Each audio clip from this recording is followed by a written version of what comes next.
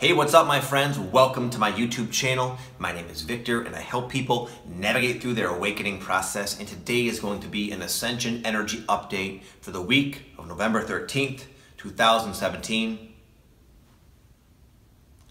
The primary thing here, we're coming off a big turning point, you can say, with this recent 11/11 that we had. And you might be recognizing the most notable aspect of this week, I will say, for a lot of people, I believe, will be recognizing the cycle, your life theme. You might be feeling like this, in a sense, has happened before. The same themes, patterns, situations. It's like, whoa, you're like starting another cycle. You can feel that is very eerily similar to cycles you've played out before in your life.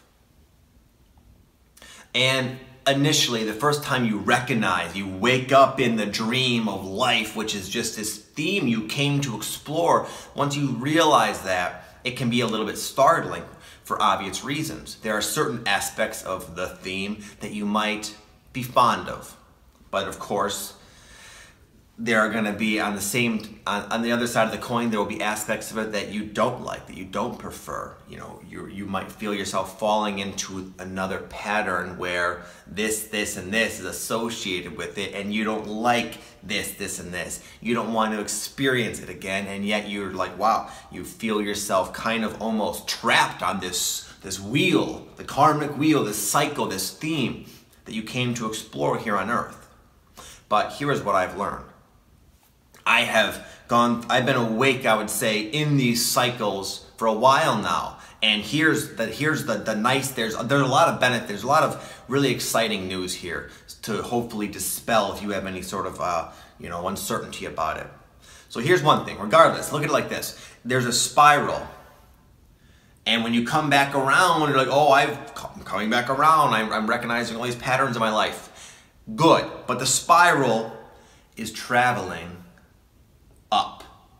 Every time you come back around, it's an upgraded on all levels version of what you've experienced in the past. The degree of the upgrade is up to you. You're awake in the cycle. Anything you didn't like about that came with the last cycle, change it. You're awake now. You're no longer unconsciously sleepwalking through this spiral of your theme that you came to explore. You're wide awake. Explore the theme you will. How you experience it is up to you. That's where the whole free will comes in. Number two is sometimes it can be difficult communicating with people who are not really on the awakening path, in a sense. People in your friends, your family, people in your social circle. It can be challenging bridging the gap because now you are going through life sort of influenced by other aspects and variables that they don't deal with. For example, your intuition is loud and you kind of know what to do pretty obviously. Sometimes you'll feel guided to do things that don't make a lot of sense. You'll also get signs. Not only is there the intuition, there are signs that say, this is horribly unideal for you. This is extremely perfect and attractive for you. And so you kind of go through life. You should also blend logic and reasoning in with that, but sometimes the signs are crystal clear. And you start doing things. You start making changes, decisions, doing new things, discontinuing things you might have done for a long time. And other people in your life are like watching you, like, what?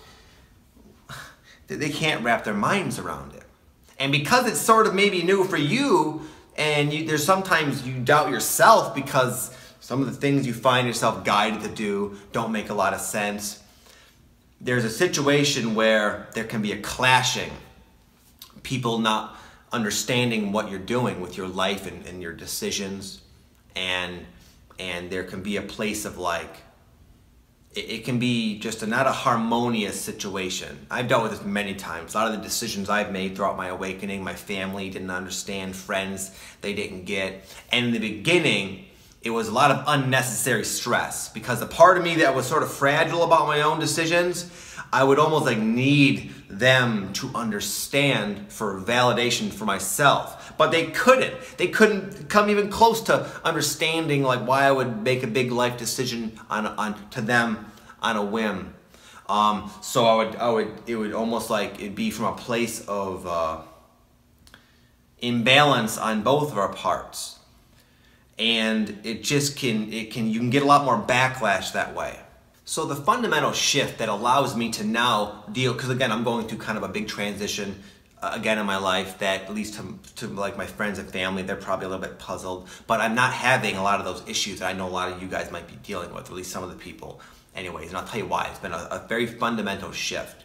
I've gone from needing other people to understand my life choices to being compassionate for the fact that they don't understand. There's a big difference. It's the same situation. I'm doing things that are perceived as rash or, oh, really? What's the plan? That kind of thing.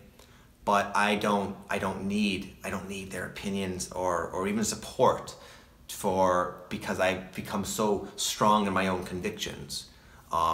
Rather, the way I kind of deal with it now is I kind of understand that to them, they're concerned. It worries people when you do things that don't make sense to other people.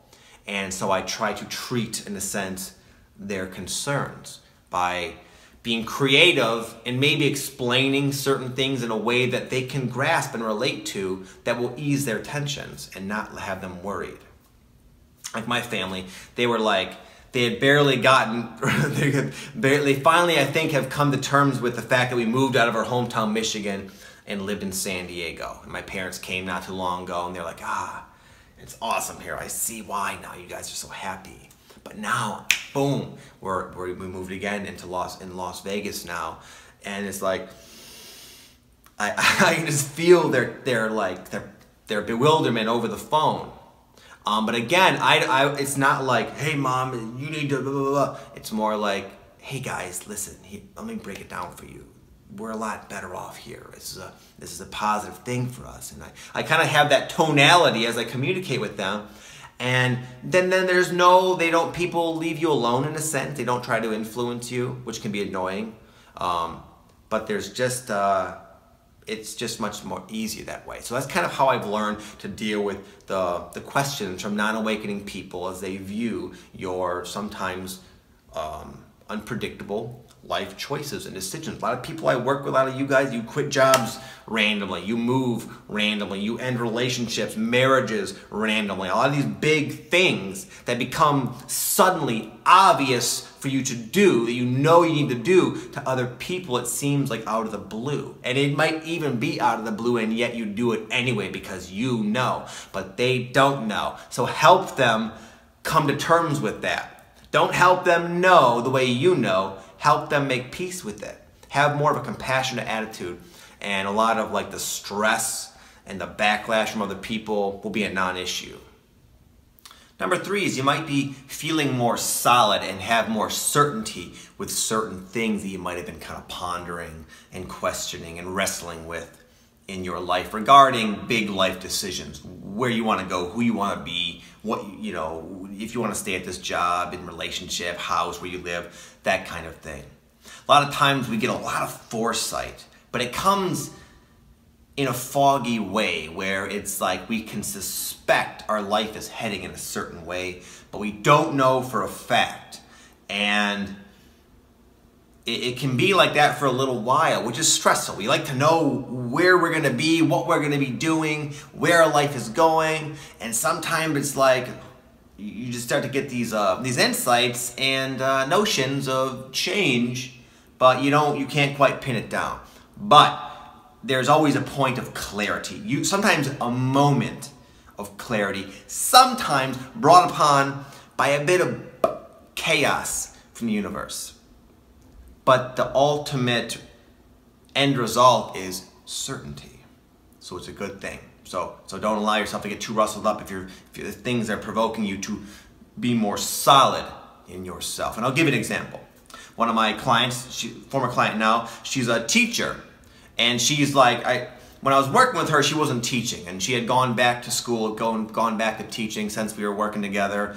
And I know it's not really her passion, but it just seemed to make sense at the time for her. She wanted a little money, and she wanted kind of something to do, and she was excited about it. It was a sort of an intuitively guided thing. But deep down, she knew she didn't want to be here forever. Well, the other day, and she's been kind of having some situations unfold with the job. But the other day, this little punk kid she explained it, like he just like lashed out at her, like flipped out on the teacher.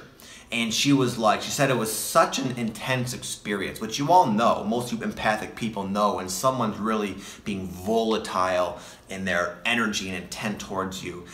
It's like, it's just their energy. You feel like you gotta shield yourself from it. So she was really like upset about it. But she said, Vic, now I know. Now I know I do not want to be here. I want to be there. It's clear as day now. So this 11/11 thing, man, it was about maybe not having anything to do with the numbers, but just the timing, the energy, whatever, regardless of like the labels we have. It's a profound time of big life shifts. And you might have attracted something into your life that might have been like, oh no, this sucks, oh my goodness, this is a random intense experience, but it's for your own good. It's to say that, to kind of, again, wake you up to what you really want. A lot of times the absence of clarity can cause us to dilly-dally. But sometimes it's like your life is ready. This upgraded version of your life is waiting for you. It's like right over there. It's not as far away as you might think. So as a favor to yourself, you'll attract a situation to say, hey, you really want this, so go. What are you waiting for? Lastly, it's a time of healing and balance at a time that is not at all conducive to healing and balance. Yet you might feel like, I need to be more balanced. I need to take more time for myself. I need to maybe eat more healthy foods and take long walks and be in nature and meditate more. Or like get that group on and get a couple massages or something. Even though you have so much shit going on. Life just moves fast now. Regardless if you're doing anything in your external, there's a feeling of speed. Just with the life lessons, the emotional upheaval, the awakening experience is quick. There's a feeling of speed, again, even if you're stuck somewhere. Even when you feel stuck, there's a speed. There's an urgency to it. And it's a lot. It's a lot on our mind, a lot on our body. And I would always have the mentality of, okay, after this speed up point in my life, this period of acceleration, then I'm gonna take the time to nurture myself. But I found that the windows of stagnancy, again, regardless of what you're doing in your life, I'm just saying how you feel in your life, are so short, few and far between, that I've learned that, you know what? I'm gonna do my best. It really is wise, and I think necessary to keep your sanity, to try to stay balanced and healthy, and not even that, only that, but happy and joyful. Right now, I'm in a new apartment with nothing. In fact, I even forgot I bought a chair, and I forgot the chair, so I'm gonna be here all day working with nothing. I'm in a big period of transition. I'm being kind of pushed out of a situation, so there's like that element of saying, it's like to the bitter end when you're not meant to be somewhere until you're finally away from it, it'll like bark at you essentially. So there's all these like things going on in my life, but I'm still trying to have fun and play with my kids and be silly and goofy and joke around and not take life so seriously and say, okay, yeah, you're in an empty apartment today. You're probably gonna get real freaking stiff as you're working on your computer on the floor all day. Little annoying things like that, but it's like, it doesn't matter because I'm gonna kind of play with it and have fun with it.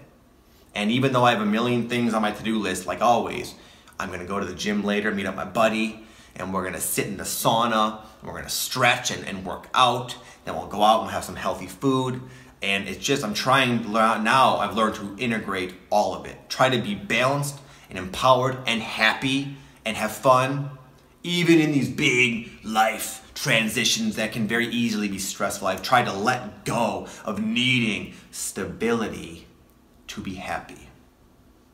So if you're feeling the call to do anything that's attractive to you to make you feel better, even if you don't maybe feel ready to get into that, as if there's going to be a time in the future when it's convenient, then do it now. Don't wait.